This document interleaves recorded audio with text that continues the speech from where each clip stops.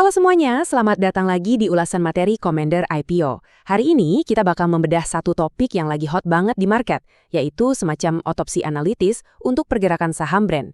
Ya, saya tahu, ngelihat portofolio yang merah merona itu emang bikin deg-degan, apalagi kalau kita ingat kejatuhan masif brand dari puncak kejayaannya di bulan Januari lalu. Tapi, sebagai trader yang cerdas, kita harus pinggirin dulu nih emosinya sejenak. Kita akan bedah datanya secara objektif dan cari tahu apa sih yang sebenarnya terjadi di balik layar. Nah, ini dia peta jalan diskusi kita hari ini.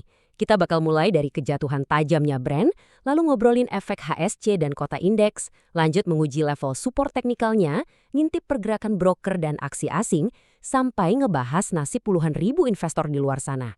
Yuk, langsung aja. Oke, masuk ke bagian pertama. Kita bahas langsung fenomena kejatuhan tajam saham brand ini. Kalau kita flashback sebentar, rasanya baru kemarin ya brand ini jadi primadona bursa yang terbang tinggi banget. Di bulan Januari kemarin, harganya sempat nyentuh rekor di atas level 8.000. Luar biasa banget kan? Tapi sayangnya, realitas sekarang berbalik 180 derajat. Harganya terpuruk jauh dari masa jayanya dan sekarang lagi merana di level terendahnya akhir-akhir ini. Penurunannya tuh nggak main-main loh, ini bukan sekedar koreksi wajar, tapi bener-bener anjlok sampai minus 35 hingga 40% dari puncaknya. Coba bayangin, hampir separuh dari valuasi puncaknya itu menguap gitu aja. Gila kan? Pastinya ini jadi pukulan psikologis yang cukup berat buat para pemegang sahamnya. Mari kita perbesar zoomnya ke pergerakan harian. Secara spesifik, brand kemarin dibuka di 4.730. Sempat sih nyoba nafas dikit ke 4.880, tapi tekanan jualnya itu loh masif banget. Akhirnya, harga dipaksa turun menyentuh low di 4.360 sebelum closing di 4.460. Bayangin aja, dalam sehari saham ini ditutup minus 270 poin atau anjlok 5,71% di bawah pressure yang super berat. Masuk ke bagian kedua, kita cari tahu alasan fundamentalnya, yaitu efek HSC dan kuota indeks. Jadi, apa sih katalis utama yang memicu aksi jual segede ini? Jawabannya ada di 3 huruf, HSC, alias papan pemantauan khusus. Ini nih, biang kerok utamanya. Masuknya brand ke papan pemantauan ini ngasih efek domino yang fatal secara fundamental. Pertama, ini ngancurin peluang emas brand buat masuk ke indeks MSCI bulan Mei ini. Dan yang kedua, efek dari HSC ini juga bikin brand resmi ditendang keluar dari indeks LQ45. Buat yang belum tahu, kalau sebuah saham gagal masuk atau dikeluarin dari indeks-indeks besar kayak gini, dana-dana institusi dan reksadana yang ngikutin indeks tersebut terpaksa melakukan jual massal secara otomatis. Makanya dampaknya berasa banget. Tapi tunggu dulu, mari kita bandingin fenomena ini sama saham DSSA. Dua-duanya sama-sama apes, ngalami nasib buruk yang sama, yaitu kepukul status HSC yang berujung ke masalah indeks. Tapi, coba perhatiin behavior mereka di market. DSSA itu harganya langsung terjun bebas, turun terus tanpa ampun. Nah, brand, walaupun digebukin habis-habisan, datanya nunjukin brand ini masih ngasih sedikit perlawanan. Ada buying resistance tipis-tipis yang nahan brand biar nasibnya nggak persis kayak DSSA. Menarik kan?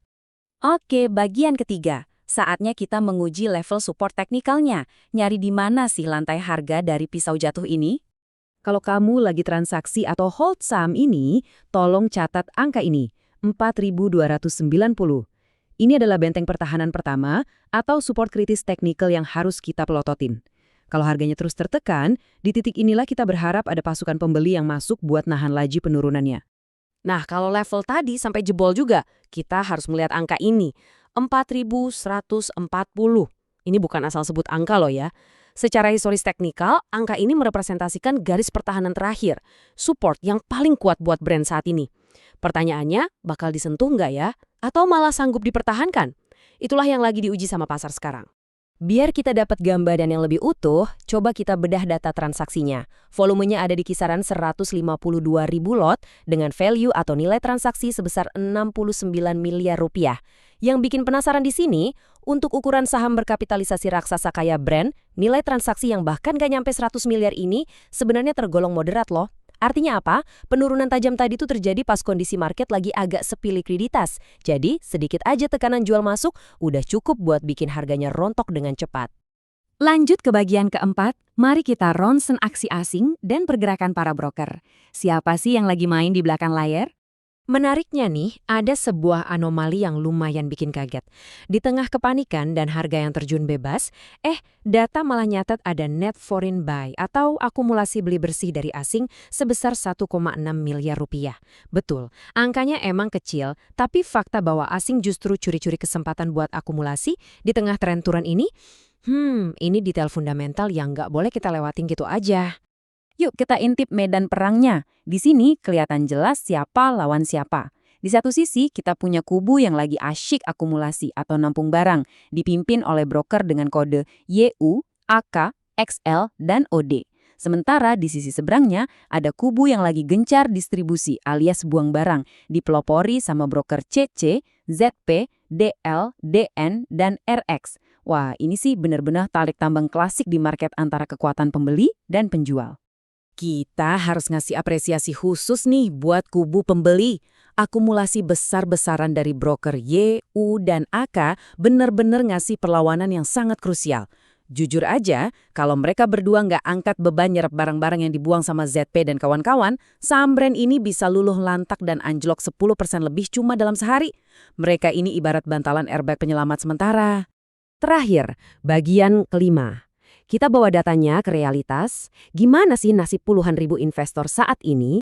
Angka 29.000 ini bukan sekedar statistik loh, itu adalah jumlah investor retail yang sampai detik ini masih memegang saham brand. Dan realitas pahitnya adalah, dengan harganya yang anjlok dari level 8.000 di bulan Januari, banyak banget dari 29.000 orang ini yang sayangnya sekarang lagi dalam posisi nyangkut, terjebak dengan floating loss yang lumayan dalam di pucuk sana. Ini reminder keras ya buat kita semua tentang betapa nyatanya resiko di pasar modal. Jadi, kalau kita rangkum psikologi marketnya dari semua data yang udah kita bedah, yap, tekanan jual atau distribusinya emang masih dominan banget yang pegang kendali. Tapi, pas menjelang closing, kita mulai ngelihat ada bibit-bibit perlawanan beli awal dari broker-broker akumulator yang tadi kita bahas. Ibaratnya pertarungan tarik tambang ini belum benar-benar selesai. Dan itu ngebawa kita ke satu pertanyaan pamungkas. Dengan tekanan jualan yang masih ngotot banget, ditambah sentimen negatif dari status papan pemantauan khusus tadi, kira-kira sanggup nggak ya brand bertahan di level support krusialnya di 4.290 dan 4.140? Atau pertahanan broker YU dan AK bakal ikut jebol juga? Nah, sekarang kalian udah pegang peta datanya. Tugas kalian selanjutnya adalah pantau terus layar trading masing-masing dan amati gimana drama ini bakal berlanjut di level-level penting tadi. Terima kasih udah nongkrong di ulasan materi Commander IPO kali ini. Tetap semangat belajarnya dan sampai jumpa di analisis data kita berikutnya.